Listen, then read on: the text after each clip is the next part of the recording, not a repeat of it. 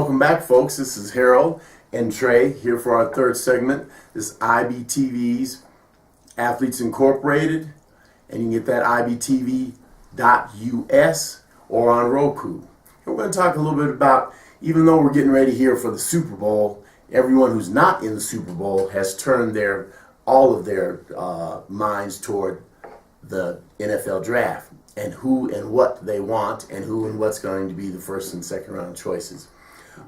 We all know about Mel Kiper and all the other people. They have their big boards and stuff. They have, I believe, almost too much information, and they keep changing. And as you see every year after the drafts, what happens?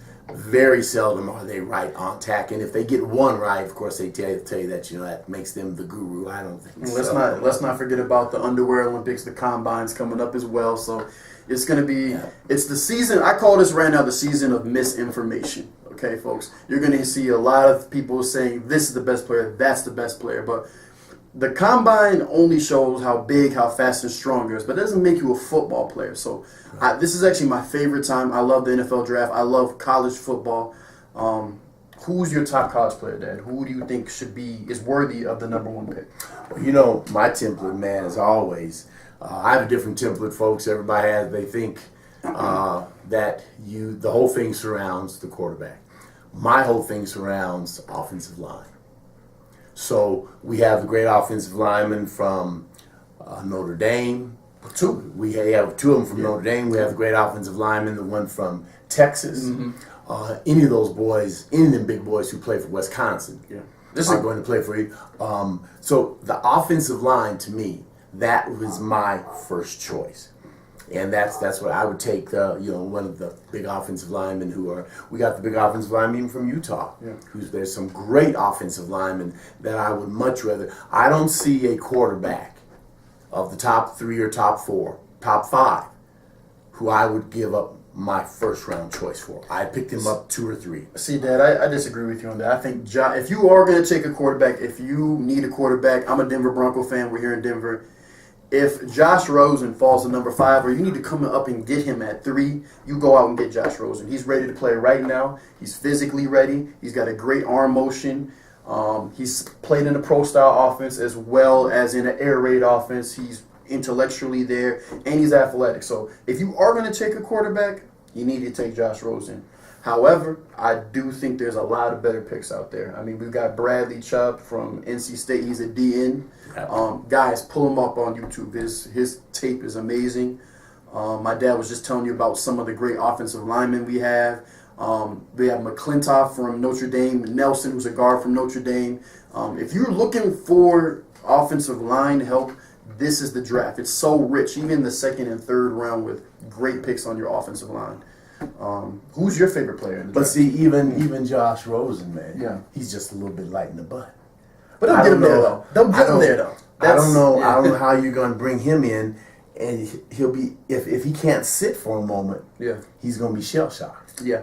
Because he'll be asked to do a whole lot if you don't get him an offensive line and a running back that can keep the pressure off so that he can stand in that pocket. Right. Because he's athletic for a pocket passer. Right. But when we talk about truly athletic quarterbacks, he's not going to run that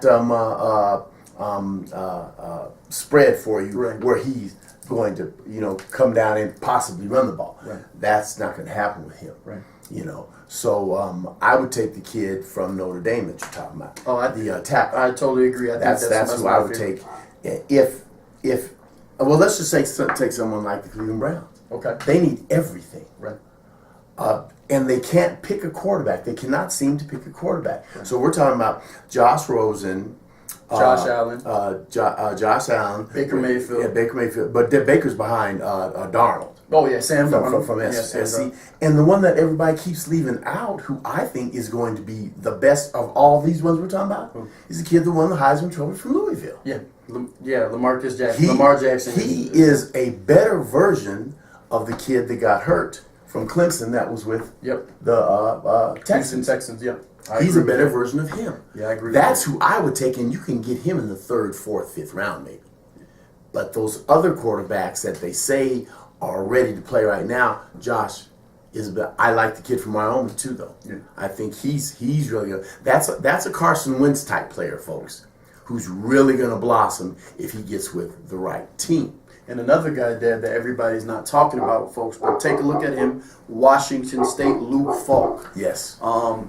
His accuracy is, he throws guys open. He doesn't throw to a target. He looks off safeties, which is that higher level of, quarterbackship that you need to have. And also, Dad, as far as, I think he's 70% with his throws. And he's 6'5", right? He's 6'4". And he's 6'4". He's See, that's 6'4". another template, folks. And you just watch and look. Once the quarterback gets above 6'5", it's very hard for him to be really good at the pro level. Right. And you might wonder why. One, most of the quarterbacks who are that tall have never been under center. They've played their entire career, most of it, in a shotgun where they're receiving the ball back.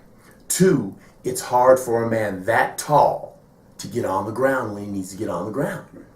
And once things break down and you have to get rid of the ball, take a sack, you got to get on the ground. So those real tall players, 6'7", 6'8", 6'9", those are players who are probably not going to be able to help you. Not a lot. And defensively, hey, we have some great kids coming out on the defense side. As you said, Bradley Chubb. We have the kid, the great safety from Alabama. Minka Fitzpatrick, take a look for him. He's a top 5 pick. Oh, yeah. He's a top 5 pick. He's a great one. He'll go in the top 5. We have the kid who won the Butkus Award. Right. Raekwon Davis. Yeah, Raekwon Davis from Georgia. Georgia. And this kid is 6'4" and weighs like 250 pounds and can run. Mm-hmm. I mean, just a great, great player. It'd be any of those people who we're talking about would be great number 1 round choices.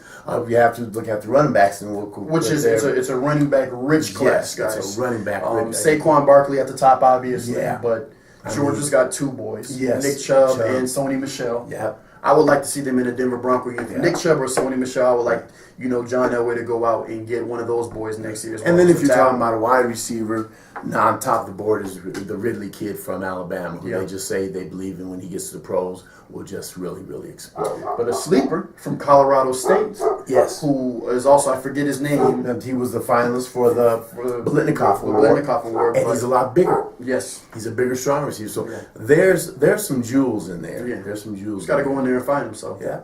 And so we'll update on this as we go along, but it'll be fun to watch because the board changes all the time. But the folks want to make sure that you know the coming February 8th, the Olympics start. The Winter Olympics. It could be a politically charged thing. It is in South Korea. North Korea has decided to send a team, which helps because there were some teams like France that were thinking about not sending their athletes because they were afraid of what would happen. Right. But that's a no-go now. North Korea will be there, and they've actually, North and South Korea have combined their hockey teams, so they're going to play as one team, and hopefully that'll help get some make it a smooth Olympics, and we don't have to worry about any type of terrorist activities. That would be absolutely terrible. And that's what's great about sports, folks, is there's no creed, there's no political things going on, and we love to keep it that way because it's one of the purest things that we have right now. So. And now for the U.S., hockey will be big for us. Mm-hmm. The women's hockey team is really expected to bring home the gold. But right behind them is, as usual, Canada. And so we have to, the girls have to play hard. The Canadian team will play hard. The goalie for the U.S. team is a young lady that graduated from Green Mountain High School in Lakewood, Colorado. So, we have Colorado ties with that. The men's hockey team is ranked right up there top, but still, you have the Sweden and Russia's going to come with a great team. So the hockey will be a little bit tougher on the men's side. Yeah. Something that really will be fun to watch with the downhill skiing is Lindsey Vonn from Vail, Colorado. She will be this year through the Olympics and through this year she should become the all-time leader in downhill racing, the most wins ever of anyone.